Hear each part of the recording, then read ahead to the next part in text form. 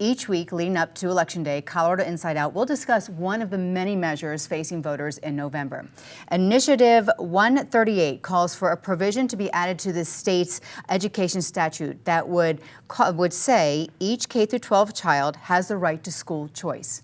And Ian, school choice means your neighborhood school, a private school, homeschool. It could be many different things.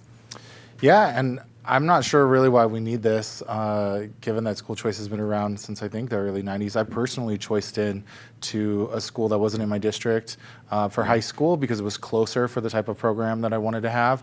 At that time, and I think this is where we're failing with some school choices, transportation options don't really exist. And so without buses and things like that, how can communities truly access the kind of program they think is the best need for their kid is a challenging one. When I looked into this a little bit further, I can see how the Colorado Education Association is saying that perhaps this is a leap towards allowing a voucher program. In particular, when you're talking about private school, you've always had, right, I think, to take your kid to private school. You know, my relatives went to Catholic school, and so I'm hearing them out on that. Does this need to be in the Constitution? Not so sure. It's kind of interesting that the word choice is kind of on the ballot in two different ways. Yeah, well, it really is not a radical idea, this idea of school choice. I mean, if you think about it, how many students do we have that are in the sort of school choice setting? What, 15% of our kids? At the end of the day, it's really a battle over resources. About half or nearly half of the state's revenue goes to schools, K-12 schools in particular. And so on the one hand, you have teachers union and the school districts that want to keep that money within the quote-unquote traditional schools. They certainly believe that the schools are perpetually starved, chronically underfunded, and if you siphon off the money and put it into a school choice setting, then that takes away from what they're doing. Now, of course, for the quote-unquote reformers, school choice advocates, the parents do need to bring their kids to somewhere else, and they should have the option if their own district school is not performing. Carly.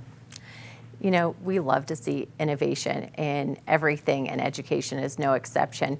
So we know from our Colorado employers that they need students who are ready to work, that come to those jobs prepared with the education they need to deliver.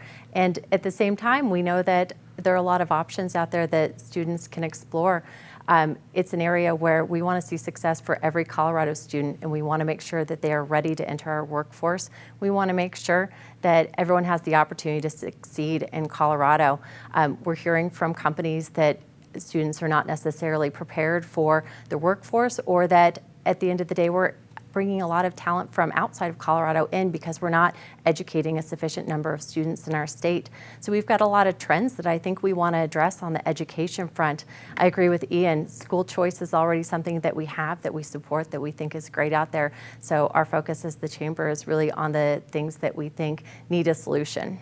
Of course, I rail against the referendum and initiative process. I would ditch the whole thing. But if I'm going to have ideas put before me as a voter, of course, I want them to be good ideas. And so, supporting school choice, it just seems like a no-brainer. As Ian said, we've had inter-district and intra-district school choice since the early 90s. Got charter schools in the early 90s.